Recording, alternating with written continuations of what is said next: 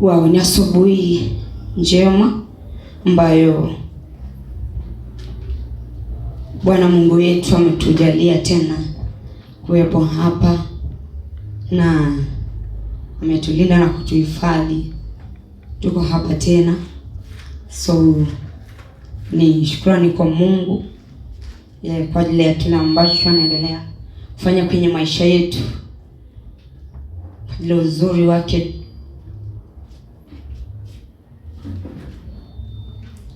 kwenye maisha yetu. Bwana Yesu asifiwe.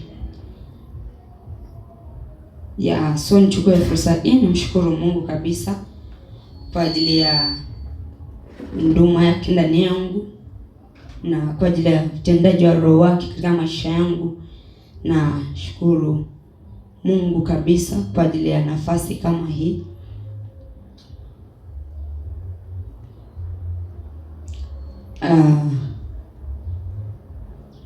Ambayo amenikirimia na kunijalia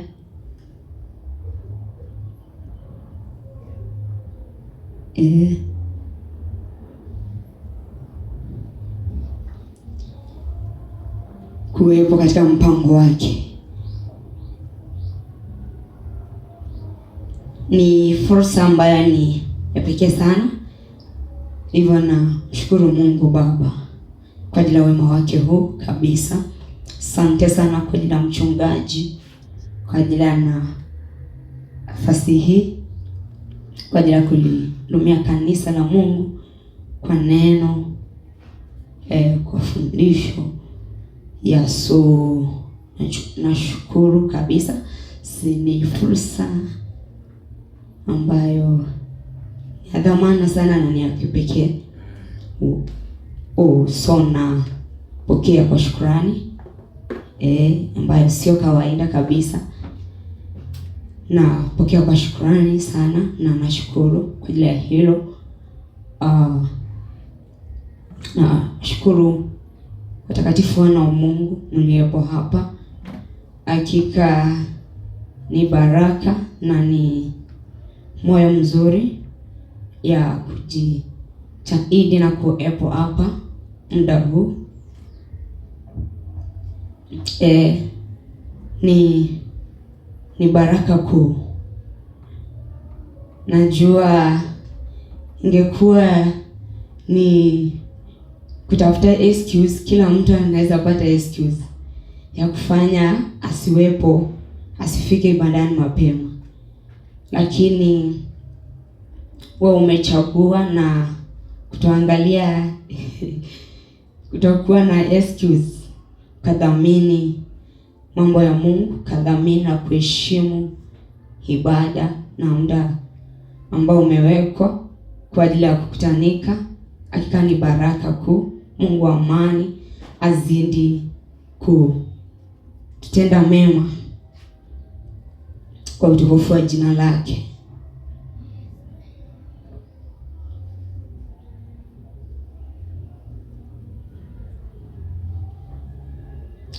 So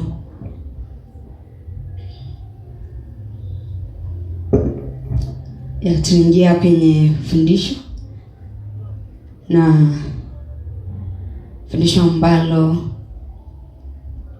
ama kile ambacho tunataka kujua leo ama kuangalia leo ni kuhusu kujua moyo wa Baba.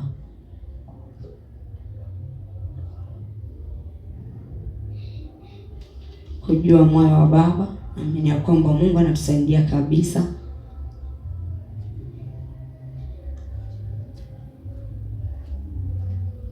katika hili la kujua moyo wake, kujua moyo wa Baba.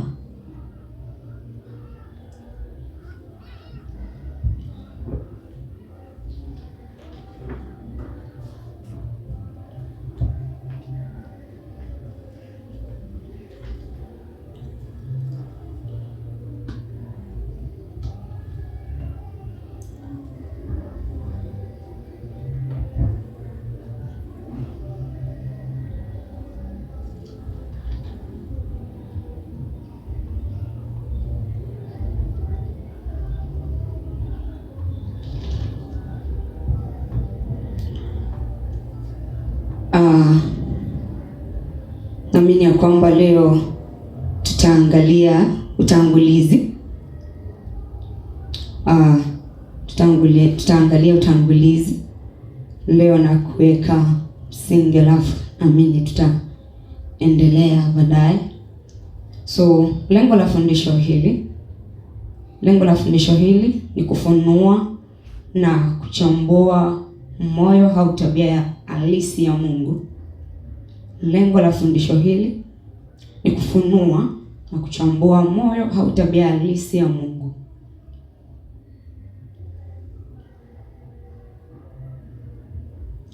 Lengo la fundisho hili ni kufunua na kuchambua moyo au tabia halisi ya Mungu kwa namna ambayo itafukuza giza lote ndani yetu na kutuacha huru katika mahusiano yaliyojengwa na taarifa sahihi juu ya Mungu. Kwa namna ambayo itafukuza giza lote ndani yetu na kutuacha huru katika mahusiano yaliyojengwa na taarifa sahihi juu ya Mungu. Lengo la fundisho hili ni kufunua na kuchambua moyo au tabia halisi ya Mungu kwa namna ambayo itafukuza giza lote ndani yetu na kutuacha huru katika mahusiano yaliyojengwa na taarifa sahihi juu ya Mungu.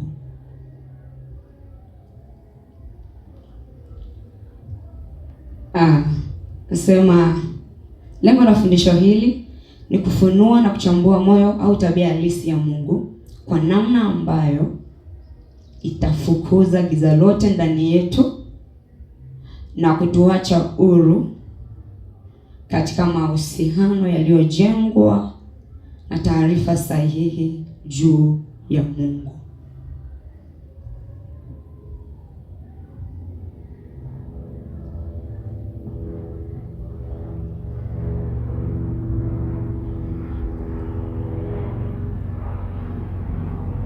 Kwa namna ambayo itafukuza giza lote ndani yetu na kutuacha huru katika mahusiano yaliyojengwa na taarifa sahihi juu ya Mungu.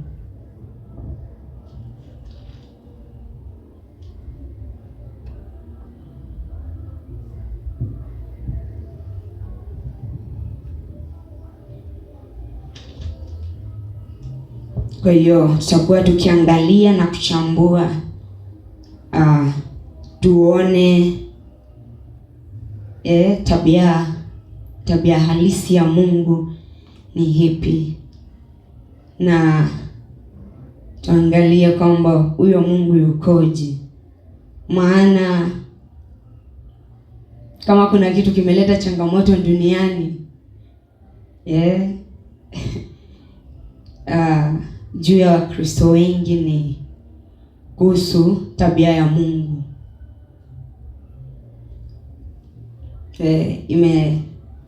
Hiyo imeleta changamoto kubwa sana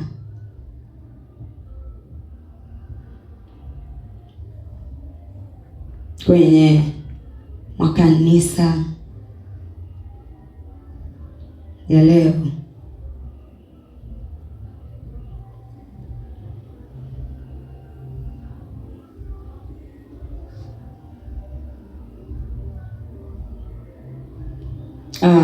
Sema kwamba kila kitu anachokifanya mwanadamu, kila kitu anachokifanya mwanadamu kwenye maisha na mazingira yake kinaongozwa na taarifa aliyonayo juu ya Mungu. Sema kwamba kila kitu anachokifanya mwanadamu kwenye maisha na mazingira yake kinaongozwa na taarifa aliyonayo juu ya Mungu.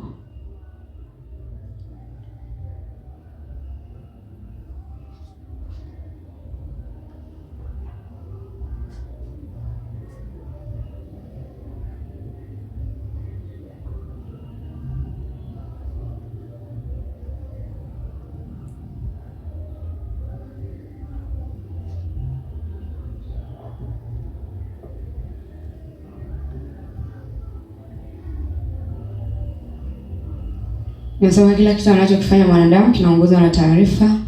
Kila kitu anachokifanya mwanadamu kwenye maisha na mazingira yake kinaongozwa na taarifa alionayo juu ya Mungu.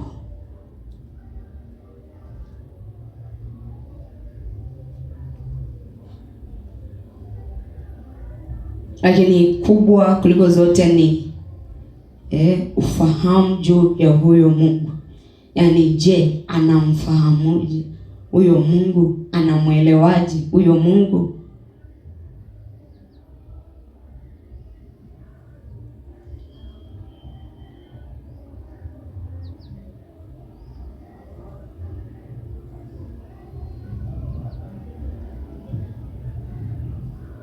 Kwa sababu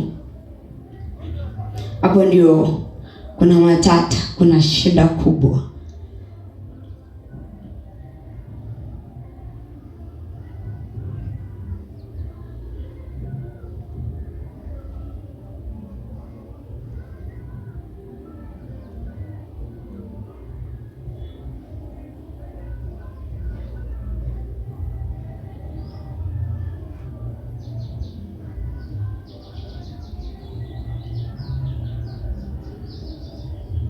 Maana kulingana na mafundisho yanayoenea au yanayofundishwa, unaweza ukafikiri kuwa Mungu na shetani hawana tofauti kitabia. Kulingana na mafundisho yanayofundishwa, unaweza ukadhani kuwa Mungu na shetani hawana tofauti kitabia.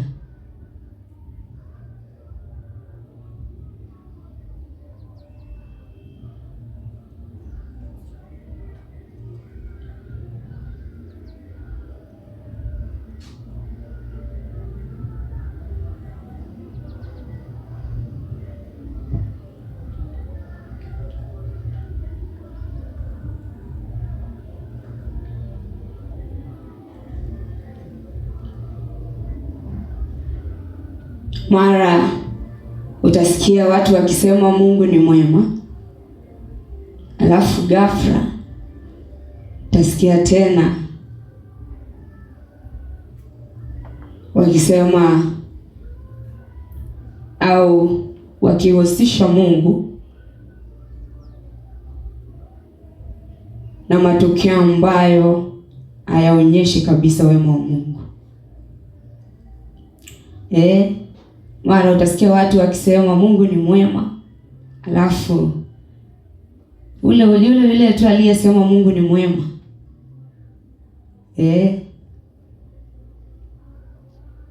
utasikia tena tu akisema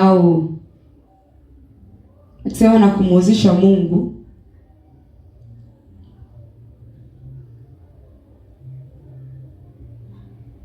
na matukio ambayo yasiyoonyesha kabisa wema wa Mungu, au kuna tukio ambalo limetokea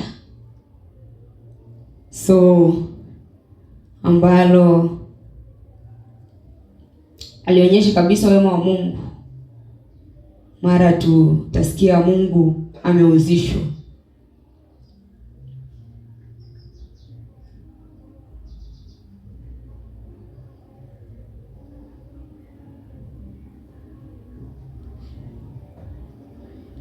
Maana unajua hata ule wakati wa nyuma huko, kabla hatujafikia huko kwenye tupo,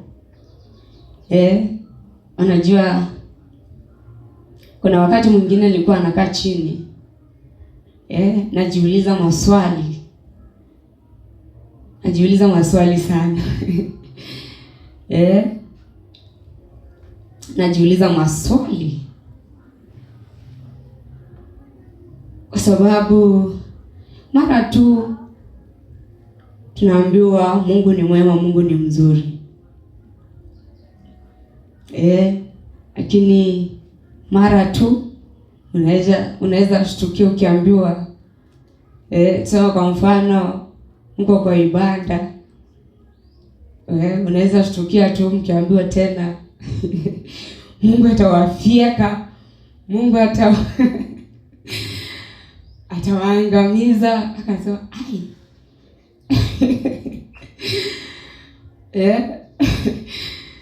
Jua, nilikuwa najiuliza sasa, okay, Mungu anasema kwamba yeye ameupenda ulimwengu, amemtoa mwanawe. Yaani huu ni upendo wake kwa ajili ya mwanadamu. Yaani to an extent ya kutoa uhai. Ili tu, yaani ni kwa ajili tu ya upendo kumwelekea huyu mwanadamu. Lakini sasa nashindwa, kama wewe Mungu unataka kutuangamiza sasa hii. Unataka kutuangamiza, basi ulitupenda kwa nini? Kwa sasa ulitupenda, yaani ukautoa mpaka uhai. Sasa ukituangamiza sasa hii, sasa haitakuwa hasara kwako Mungu. Juu sasa unashindwa kuelewa. Unashindwa huyu Mungu anakaaje. Kwanza nakumbuka kuna wakati nilikuwa mahali kwa ibada kitambo. So kuna ule wakati wa kuomba, tukaambiwa tubuni, Mungu amekasirika na nyinyi. Sawa, ndio sisi hao tukatubu. Ile sasa umetubu mpaka imeisha. Asema hapa nao sasa Mungu kama hii na hujasikia. Sina ingine ya kusema. Alafu ghafla tu kumaliza, ilikuwa mahali penye kunao wenye ni manabii hivi. So ghafla tu kumaliza kutubu, nabii akalipuka. Hata kuwaona hapa, Roho amekasirishwa na nyinyi, rudini tena kutubu. Yaani mimi walinimaliza. Na wanasema kwanza raundi sasa Roho anasema mpige magoti sasa mtubu vizuri. Mimi najua mimi nilipiga magoti na sikusema kitu. Nilipiga magoti na sikusema kitu. Kwa sababu sasa hii kutubu umetubu. Alafu wakati tu umemaliza, tena ndio huyo Roho amekasirishwa na sisi, ataka kutuona hapa.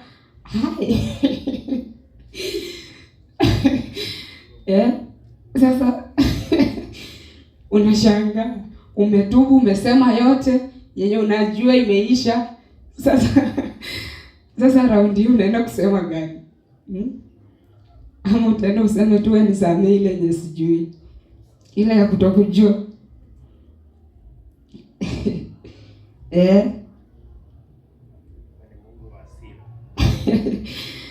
Na hivyo ni Mungu wa hasira.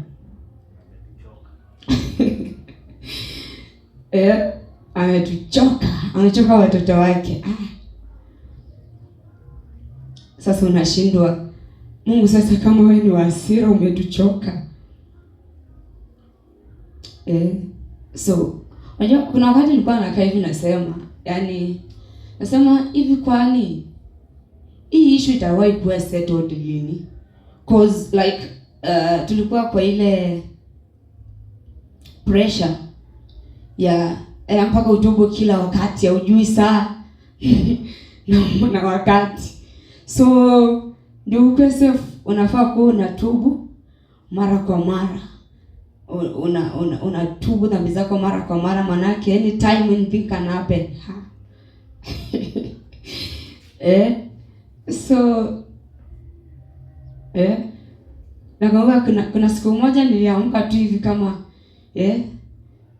sijui, namuuliza tu Mungu maswali. Namuuliza, kwani hii issue itawahi kuwa settled lini? Like yani so hivi ndivyo tutaishi tu kwa hii pressure ya kila siku. Umetubu leo, umetubu saa hii, umetubu baadaye, umetubu tena. And like hiyo pressure inakuwa unajua mpaka za zingine ulikuwa unaangalia unasema bwana, hata wenye hawajaokoka wako tu na raha. wenye hawajaokoka wako tu na raha bwana. Juu sasa uko kwa ile pressure, ile mishasha yake. Utaki kumiss the heaven. Baka kila time ukijitakasa, ukitubu. Lakini mimi hiyo kitu ilikuwa inafika mahali tu inanichokesha mpaka nasema sasa ukikumbuka venye ulitishiwa kaambiwa hautaki kuchomwa na moto. Hautaki kuchomeka na moto milele. Unajikaza tu, unajipea moyo. Nasema acha tuendelee kutubu. Hapo ndio unaanza kujifariji na mistari nje ya muktadha. Watakaovumilia hadi mwisho. Ndio watakaookoka. Ati njia ni nyembamba. Mistari kama ile. Napili tujitie moyo nayo kwa sababu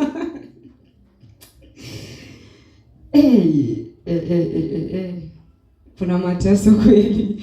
Kuna haya maisha hapana. Yaani ukiangalia hata wenye wako duniani wenye hawajaokoka wako tu mambo yao. Wako tu yaani wamefurahia na uwezo zote uko kwa pressure. Ndio unashindwa kwani mimi nilikosea wapi? Yaani mpaka unajiuliza, yaani Mungu, si ni afadhali mimi nimejaribu. Nimejaribu hata nimekuamini, nimekuja kwako. So mimi ndio unataka utupe kwa moto. Mimi hata mwenye angalau nimejaribu. Na unajua hapo ndio kunazaliwa kauli za watu wenye wanasema kama huo ndio wokovu. Afadhali uenjoy life. Ama uenjoy miaka ikifika huko mbele ndio sasa ukuje uokoke. Kwa sababu taarifa kama hizo zinaleta zinaonyesha wokovu ambao ni wa struggle sana. Wa kujihesabia haki na kujipambania. Whereby unaambulia tu patupu. Yaani hizo bidii zote na hizo zote hizo zinakuwa ni mzigo tu ambao wanadamu wamebebeshwa na kwa sababu haikuwa hivyo tangu mwanzo. Mungu hakukusudia hivyo. Yaani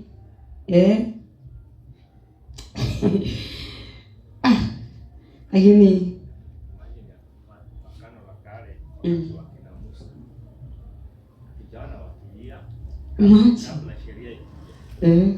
kabla Musa alete sheria angalia juu. Akina Ibrahimu, Isaka, Enoko, ndio kizazi chote wameishi tu maisha mazuri wameishi tu vizuri. Kwani Ibrahimu hakuwa anakosa? Si ndio hiyo sasa. Hata mahali anaomba rehema za Mungu. Mahali anasema unirehemu dhambi zangu. Hata Mungu na Ibrahimu, Mungu hajaongea kuhusu dhambi. Na haki yake. Imagine wamekaa tu wamefurahia. Lakini ukovu nyogo leo. Lakini sasa shida ni unajua hata wenye wanahubiri tu wanajua vizuri tu hii kitu haiwezekani. Hiyo kitu haiwezekani. So like sio kwamba wao wamefaulu. Wao pia hawajafaulu. Lakini ukiangalia mpaka unasema unajua kuna wakati fulani nilikuwa na ile tulikuwa tumepamba moto injili. Sasa nilikuwa naongea na mtu kuhusu sijui tulikuwa tunaongelea kuhusu kutenda dhambi hizo zamani huko nyuma. Sasa huko tunaongea mpaka ananiambia bwana, unajua wao ni wale watu wenye wako tu, yani yeye ni aende kanisani atoke hivyo tu, yani like yako ana hiyo mambo ya Mungu atamuua, Mungu atafanya nini. na lakini sisi hapa tuko tuko deep ya kwamba sasa aliwahi niambia kitu moja yaani sikurikava. Sasa tukiongelea dhambi na mpaka ujitakase na usitende dhambi, yaani alinipotea kitu akaniambia kwamba hata Daudi aliua mtu na bado Mungu anamuita kwamba ni mtu ambaye amependezwa na moyo wake, like hata kama hata kama najua uelewa wake maybe ulikuwa haujanini sana, but at least kuna ile picha yenye alikuwa nao kuhusu Mungu. At least huyo mtu kuna ile picha yenye alikuwa nao kuhusu Mungu, ya kwamba sasa picha yenye sasa tulikuwa nayo ni kwamba ukikosea Mungu hataki kukuona, amekuchukia, amekukataa. Hiyo ndio picha tulikuwa nayo kuhusu Mungu.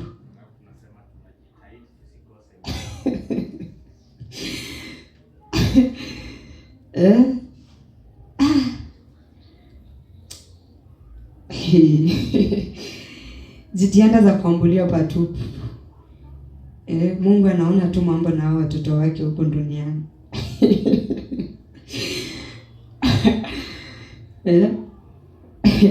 Anajionea tu mambo na watoto wake.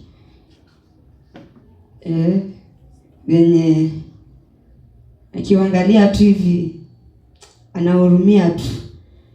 Lakini sasa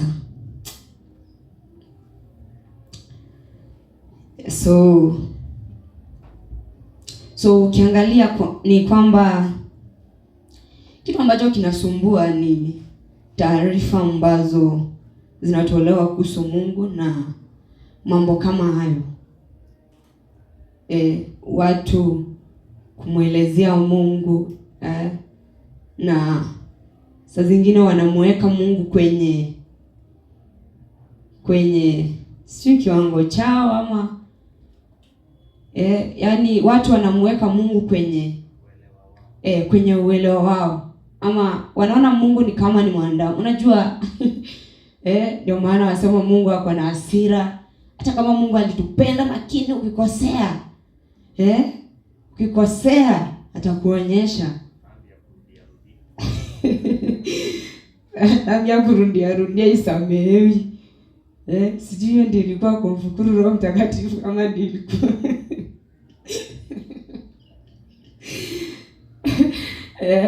naambiwa rehema zimefika mwisho.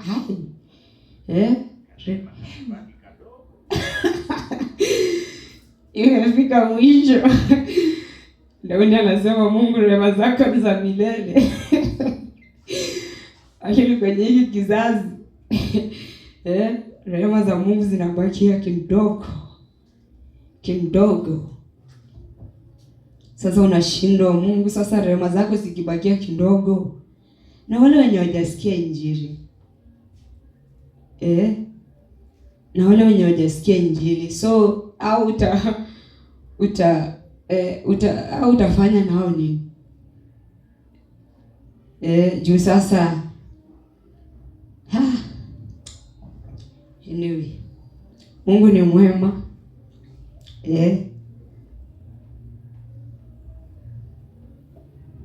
Mungu ni mwaminifu. Ametusaidia, tumetoka mbali. Na hapa penye tuko ni mbali na tunaenda mbali. Mungu ni mwaminifu.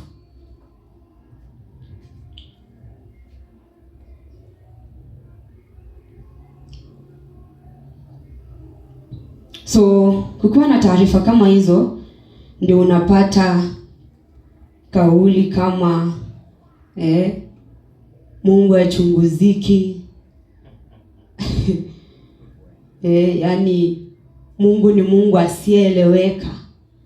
Yaani kwa sababu sasa yale mambo ambayo unatajua kuhusu Mungu, mara unatajua Mungu anaokoa, Mungu anaua. Yeye yeye ni mwema, yeye ni Mungu wa upendo, lakini bado Mungu ako na hasira. Lakini bado yeye ako na hasira. Ukifanya tu hivi mchezo anakufieka. Sasa kwa sababu ya mambo yote sasa unasikia kwamba Mungu achunguziki. Na ukisikia wakisema hivyo kwamba Mungu achunguziki, unaweza kadhania kwamba ni jambo zuri sana wanalisema kuhusu Mungu, lakini sivyo. Mungu tangu mwanzo ni Mungu ambaye anataka kueleweka na kujulikana. Mungu tangu mwanzo ni Mungu ambaye ametaka kujulikana na kueleweka kwa watoto wake.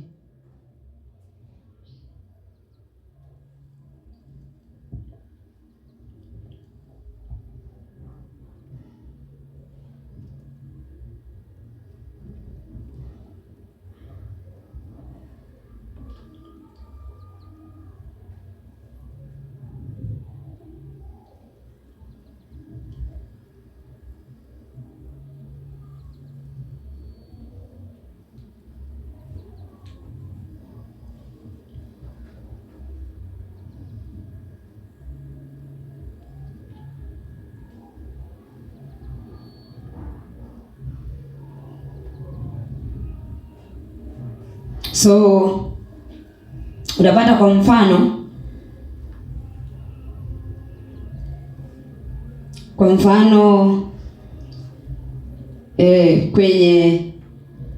kwenye makusanyiko ya kiimani, wakati ambapo watu wa Kristo wanakusanyika, unasikia salamu ambao wanaanza nayo ni watasalimiana tu, wakianza utasikia God is good all the time, and all the time God is good. And that is nature. Wow.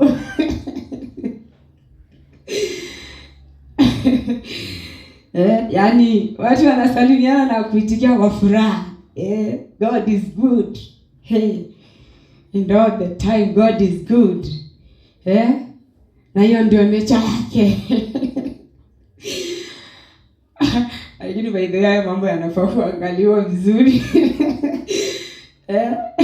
Kwa sababu utapata kama tuseme ni asubuhi umesalimiana hivyo, lakini ngojea tu wakati mhubiri anakuja kuhubiri. Ikifika ni wakati wa mhubiri kuhubiri.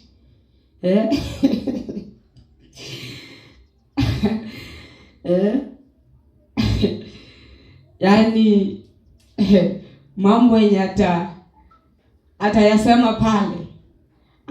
Hata utatafuta kwenye mlisema God is good. Utakosa. Kwenye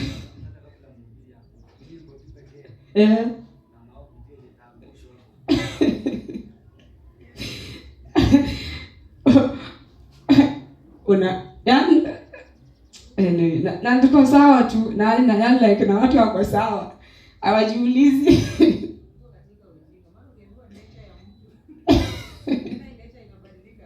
Imagine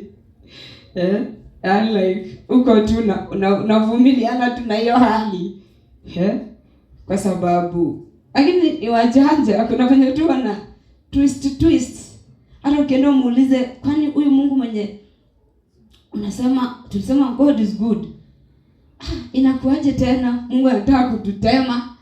Yeye amekasirika, anataka kutuona, anataka kutuangamiza.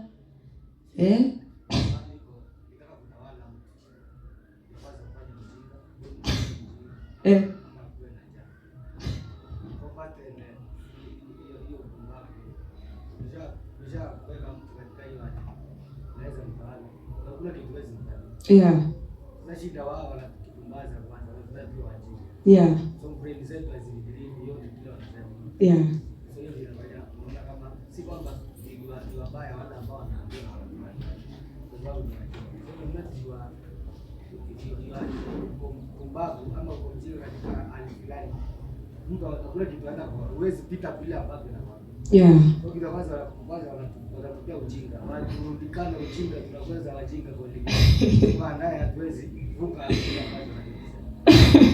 So ndio maarifa ni mfano na ndio kiongozi katika maisha. Katika eneo zote. Tutakuwa na maarifa tunaweza kutawala. Lazima unaona hata kiongozi anataka lazima awape njaa.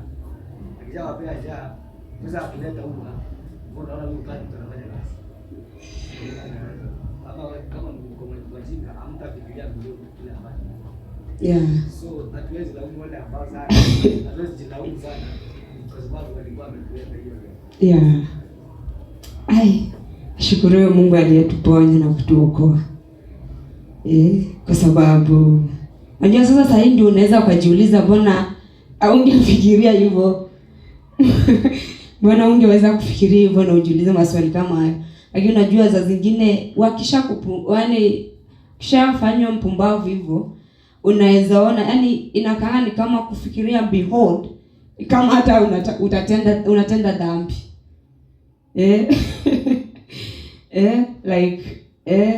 Yani mpaka ubakie tu kwa chenye umepewa. Mpaka ubakie hapo kufikiria zaidi, baki hapo. Hapo penye umewekwa.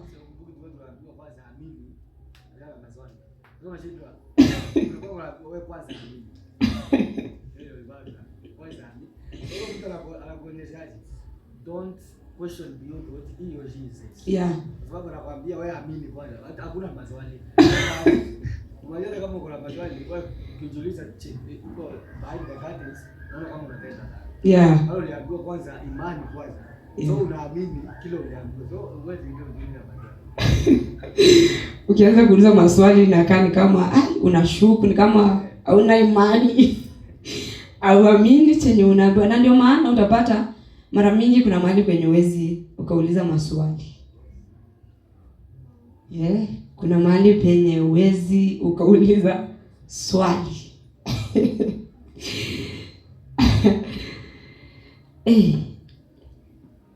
Lakini tunamshukuru Mungu kwa ajili ya kutuhurumia namna hii na kutusaidia angalau tukaona mwanga.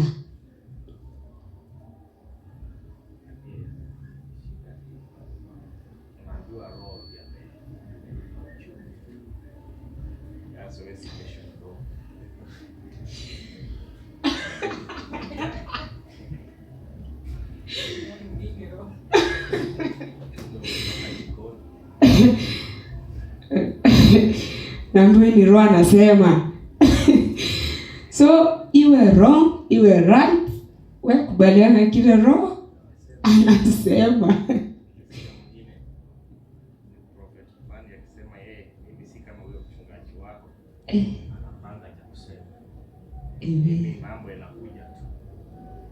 Sasa kishaingia kwenye chukua mambo yanateremka. Basi zinakuja alafu anaanza maneno ya haya yanateremka. So yeye apange ajiandae anasema na watu hivi. Na hapo ndio shida inatokea hapa. Roho atateremsha kila kitu. Wa.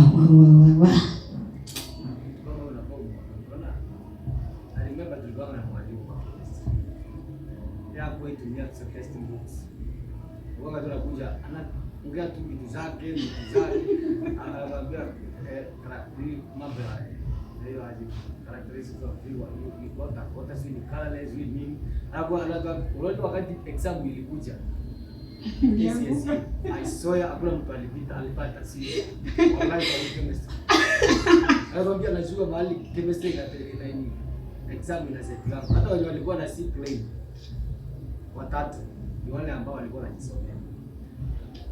Hakuna siku sasa anajifanya ni mwerevu. Anakuja hakuwa baada anaingia na kitabu. Anakuja.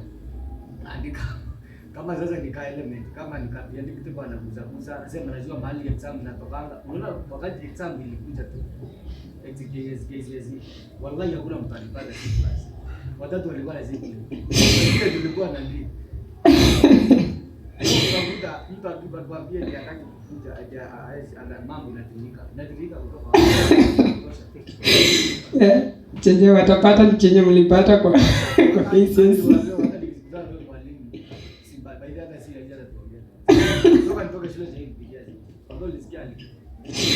Ako kufanyia haki.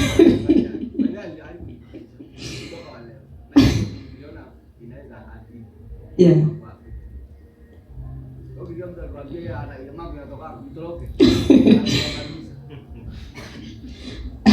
Unapata hapo ndio kuna hatari. Hapo penye utakuja tu na roho atasema.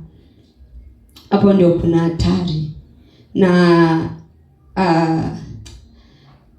by the way, wewe sijui hiyo mtundo sijui umetoka kwa sababu huyo mtu akijiuliza kwamba Ebu tuseme kutokea mwanzo, kwa sababu mtu kama huyo anakuja tu hivyo, roho ndiye atateremsha, sivyo? So hata nyinyi mkikuja mkuje tu hivyo, msikize chenye roho anasema. Mkiwa walimu chini yake utaokopa kutembea na notes. Juu utakuwa unaenda kinyume na taratibu yenye iko. Pia unatembea kama venye baba anatembea. So hata wewe unaanza kujitrain tu kukuja kupokea itiririke ukiwa hapo. Hata ile injili ya Times TV ungeingia hapo, umepewa nafasi ubiri alafu ingia na kitabu ya notes. Ulikuwa unasikia wakinung'unika kwamba huyu wakati tu nilimwona na notes ni wa dini, huyo ni wa dini. Wamesha kupima kwenye hizo ama hata kuja usema zao na mambo mingi. Ya nini?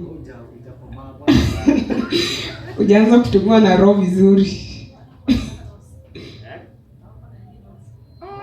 Baadaye walikuwa kuwa na notes. Hata na watoto wake pia. Yeah. So wewe ungealikwa hapa kuja na notes. Hata kwa kitabu hivi tu. Unatembea mzee wakiongea huko chini kwamba huyo ni wa dini. Huyo ni atatoka kwa dini baada hapo kwa dini.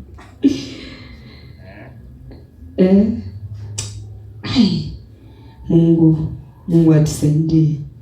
Yaani lakini Mungu ni mwema na Mungu ni mwaminifu. But unajua hicho kitu kimekuja tu na kinakumbatiwa na kinashikiliwa sana na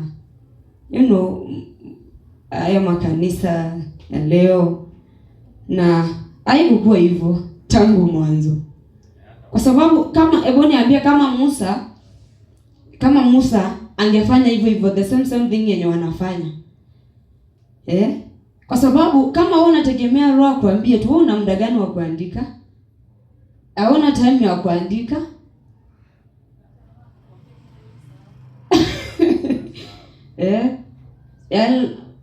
Like ingekuwa hivyo, sijui Biblia ingeandikwa. Kwa sababu wangetegemea ndio roho ndiye anakuja anateremsha, wanasema kinaishia hapo. Roho anasema anateremsha, wanasema kinaishia hapo. Hivi Biblia tungetoa wapi leo? Kwa sababu hiyo sio kanuni yenye ilitumika tangu mwanzo. Unajua watu wamechagua shortcut sana. Hiyo ni sema tu ni shortcut, like watu wataki hiyo kuchoka na hiyo mambo mingi ya kushinda umechambua na kusoma Biblia. Like unasema tu roho ataleta. Ai. Yeah. Yeah. Ingekuwa hivyo basi hakuna haja ya kufundishwa. Yeah. Wewe unasoma alafu unapewa mafunuo. Yeah. Sasa darasa ni za nini? Hazina maana. Au ukitegemea roho atakufundisha Biblia utapotea. Roho ni mwalimu. Ndio maana utasikia wengine wakidai kwamba hana haja kwenda kanisani, hata akikaa roho atamfundisha kwa nyumba. Lakini Ni ujinga tu wa hali ya juu, kwa sababu hatuoni pattern kama hiyo kwenye maandiko. Imagine Musa anawafundisha wana wa Israeli, anawafundisha, na mtumishi wa Mungu ambaye alimkabidhi Joshua pia baada yake kazi ya utumishi, anamwambia pia na yeye pia awafundishe maneno ya Torati hii, awafundishe. So ni pattern ambayo imekuwepo kutokea kwenye Agano la Kale mpaka kwenye Agano Jipya. Tunaona hata Yesu Bwana wetu amepiga shule ya siku 3. Ana watu siku 3 mfululizo akiwafundisha. Au nafikiria siku 3 alikuwa anawaambia mtapokea magari kweli? Yaani siku 3 unakaa na watu ukiwaambia mtapokea magari, utaenda ng'ambo.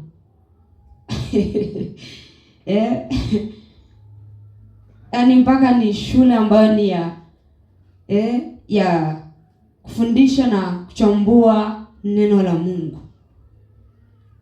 Kwa sababu najua kati ya mambo ambayo yanasumbua ni ufahamu juu ya Mungu. Hiyo ndio kitu ambacho kinasumbua, na ndio maana unapata wakati hata Yesu anakuja anaendelea kufundisha habari za Mungu, hata wanafunzi wake alikaa na wao akawafundisha. Mbona hakuambia Roho atawafunulia? Nyinyi enendeni tu, mkifika huko Roho atawafunulia. Lakini tunaona kwamba alikaa na wao kwanza akawafundisha. Akawafundisha na kuwachambulia maandiko na kuchambua maandiko, na kuweka wazi maandiko kwao, mpaka wakafikia kwenye ufahamu ambao ni sahihi. Ndio sasa baada ya hapo ndio anawatuma, kwa sababu anajua hao ni watu ambao angalau wako equipped, at least wamepokea maarifa, wamepokea ufahamu sahihi juu ya Mungu. So na ndio maana naambia endeni mkawafanye mataifa yote kuwa wanafunzi, mkahubiri Injili na kuwafanya mataifa yote kuwa wanafunzi. Maana yake wanafunzi ni kuweka watu darasani na kuwafundisha na kuchambua neno la Mungu. So hii sio jambo lenye linafanywa kwa mbwembwe mingi na amsha mingi. Na sio kwa siku moja. Sio kwa siku moja. Kuna mahali Paulo anakuta nasema nilikaa nanyi miaka 3 usiku na mchana nikiwafundisha. Imagine miaka 3 usiku na mchana akiwafundisha. So leo hii ndio utapata kwamba neno la Mungu ndio limebebwa likely kwenye hata nikuja tu dakika 10 dakika 30 yaani inakuwa iko sawa, alafu haya mambo mengine yanapewa muda mwingine. Yaani Paulo mwenye alifundisha miaka 3 usiku na mchana kikukuta leo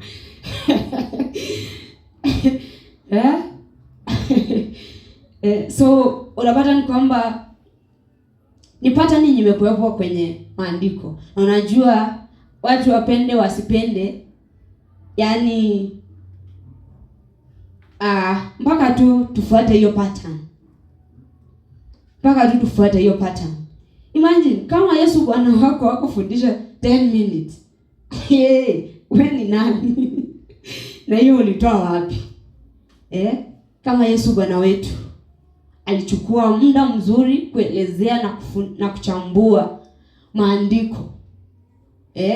Muda mzuri, sio dakika 10, dakika 20. Alichukua muda wa kutosha kufundisha wanafunzi.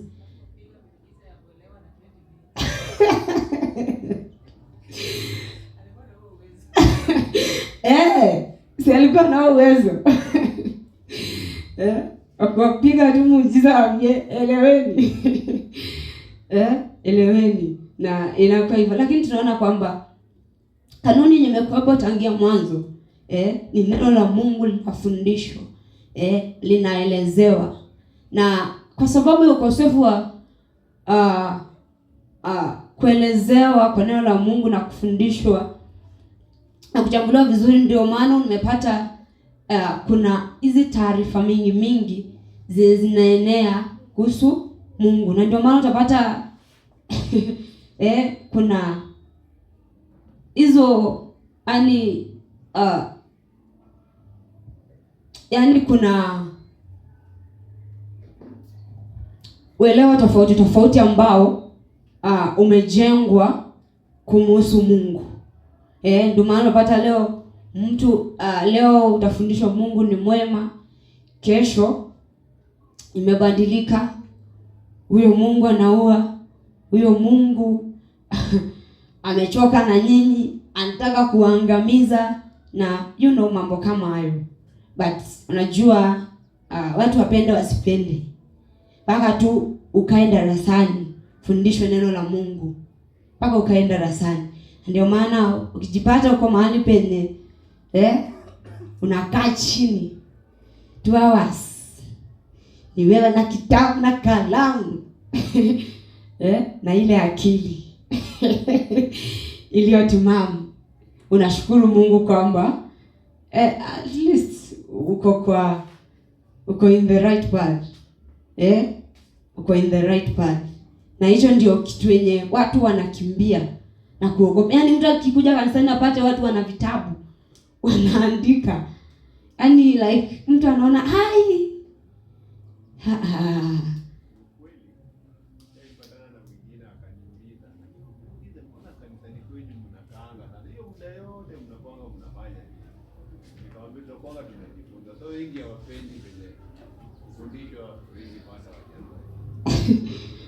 lakini sasa pende usipende, njia ni hiyo. Na kama sio hivyo basi ujue uko kwenye hatari kubwa. Uko kwenye hatari. So ukipata mahali kama hapa naambua kuja na kitabu na kalamu andika note. Unashukuru Mungu. Angalau Mungu asante. Niko mahali pazuri. Niko mahali pazuri kwa sababu hiyo ndio pattern yenye iko kwenye neno la Mungu. Hiyo ndio pattern yenye tunaona kwenye maandiko. Na unajua mimi hushindwa kuelewa kwa sababu imagine shuleni mtu haoni shinda kwenda kukaa shuleni na kusoma. Haoni shida. Lakini ikikuja kanisani yaani isiele kwa sababu mtu shuleni anaweza enda the whole day. Shuleni unaweza enda the whole day na uko pale na kitabu na kalamu naandika. Lakini ikikuja kanisani akiambiwa beba kitabu na kalamu ameshaanza kuchoka. Sasa shida iko wapi? Kama elimu ya shule ulikaa chini ukafundishwa, sasa hii elimu ya Mungu utapataje kama utakaa chini ufundishwe?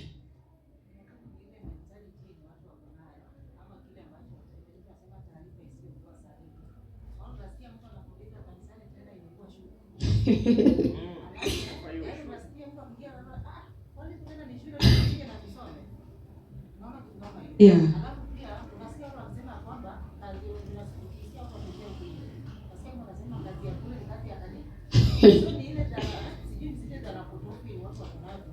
Yeah. Yaani umechukulia kanisa tu ni mahali penye lakini kanisa inafaa kuwa shule. Hii ni elimu ya Mungu. So na kanisa ni shule. Yeah, kanisa ni shule. Yeah, so utafai kuona shindo ukiambiwa kuja na kitabu, kuja na Biblia. sababu juu hii dhana inafaa tu ifutike, yaani ifutike kabisa. Kwa mfano unapata acha niingilie wazazi kidogo shuleni mzazi anahakikisha mtoto anahakikisha mtoto ana kitabu na kalamu na kila kitu, na kama ameitishwa vitabu ngapi, zote mpaka anunue zote, yaani zote na kalamu na kila kitu mpaka anunue. Lakini kuja kanisani kitabu hivi moja ya Sunday school.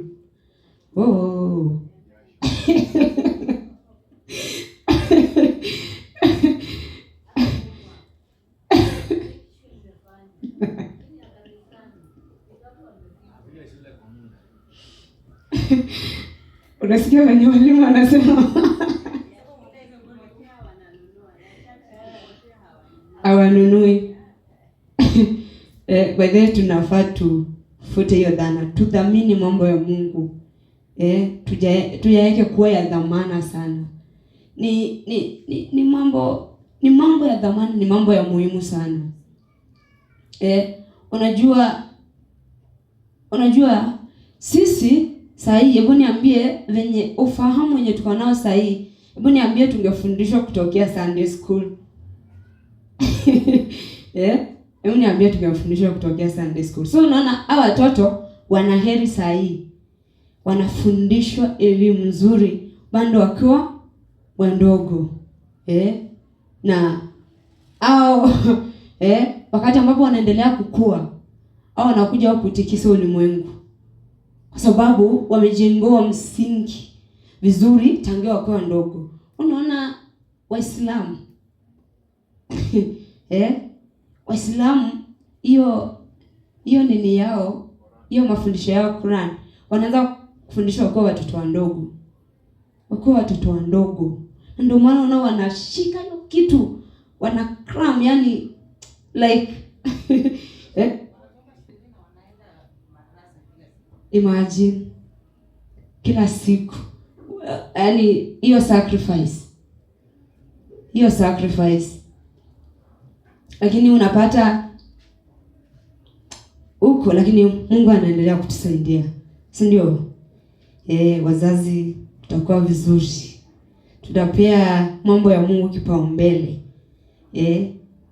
Ona kama jana nilikuwa mahali, kuna mzazi fulani, kuna mahali hapo penye kunaitangwa Hope, I think kuna hiyo organization yenye sijui wanachukua watoto Saturday wanaenda kuwafundisha mambo ya Mungu, wengine wakifanya michezo na mambo kama hayo.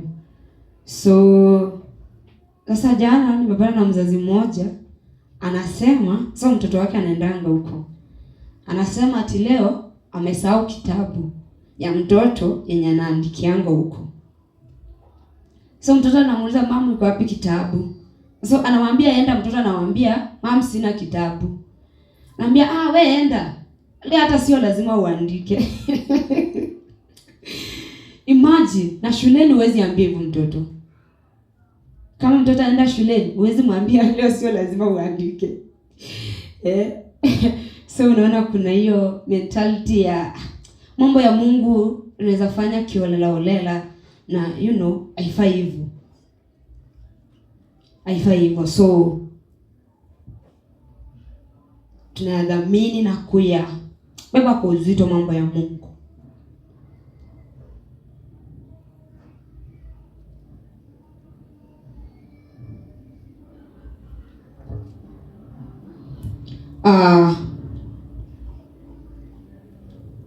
So tumesema kwamba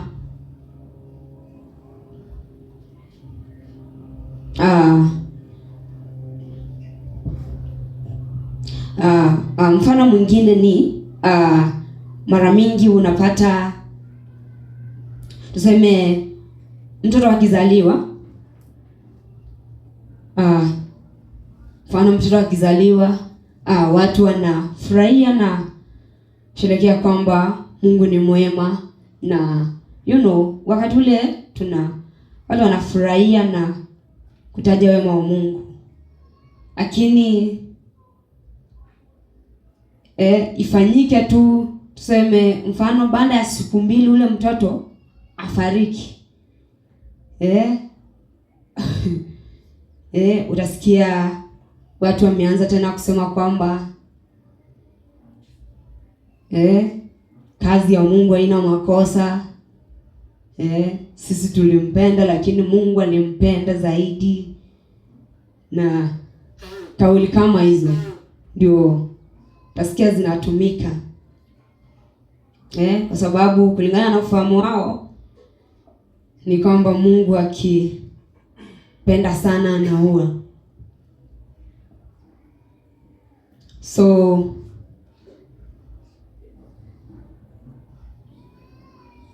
unapata ni ufahamu ambao umeleta kuchanganyikiwa, umefanya watu wakachanganyikiwa sana na tabia ya Mungu. Hiyo kind ya ufahamu inaleta sana kuchanganyikiwa kwa watu juu ya tabia ya Mungu.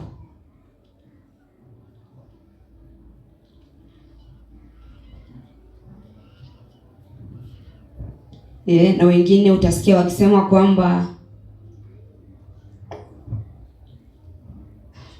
kila mtu anapata ufunuo wake tofauti juu ya Mungu. So ukisikia akiwa na wake usimquestion. Utasikia wakisema kwamba kila mtu ana ufunuo wake tofauti juu ya Mungu. So ni kujitetea kwamba ukisikia akiwa na ufunuo wake usimquestion.